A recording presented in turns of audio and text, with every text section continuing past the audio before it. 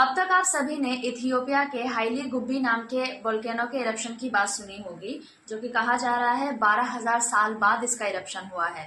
तो चलिए आज हम यही समझते हैं कि वोल्केनो क्या है, वोल्केनो के टाइप्स कितने हैं और वोल्केनो में पाया जाने वाला लावा वो जमीन के किस हिस्से से आता है और उसमें एग्जैक्टली क्या क्या होता है।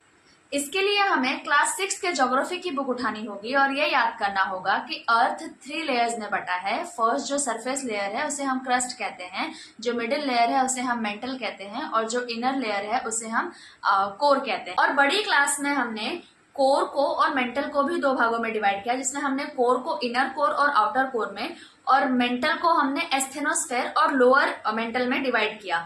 इसी एस्थेनोस्फेयर में ही वो मैग्मा होता है जिससे वो लावा के रूप में बाहर निकलता है वोल्केनो की मदद से। एस्थेनोस्फेयर को अगर एकदम सिंपल भाषा में समझे तो ये बना हुआ बिल्कुल सॉलिड रॉक का है, लेकिन अपने टेम्परेचर और हाई प्रेशर की वजह से ये प्लास्टिक की तरह तैर रहा है लोअर मेंटल के ऊपर।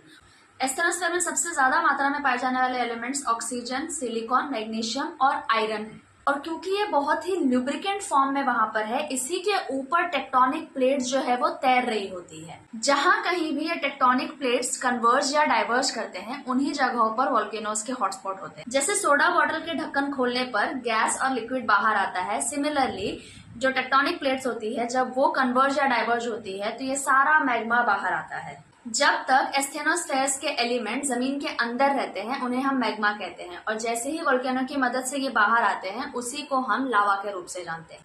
वोल्केनो के टाइप्स के बारे में भी अगर मैंने इसी वीडियो में बताया तो ये वीडियो बहुत ही ज्यादा लंबी और बहुत ही ज्यादा बोरिंग हो जाएगी, तो उसको कभी और के लिए रखते हैं। तब तक के लिए थैंक यू।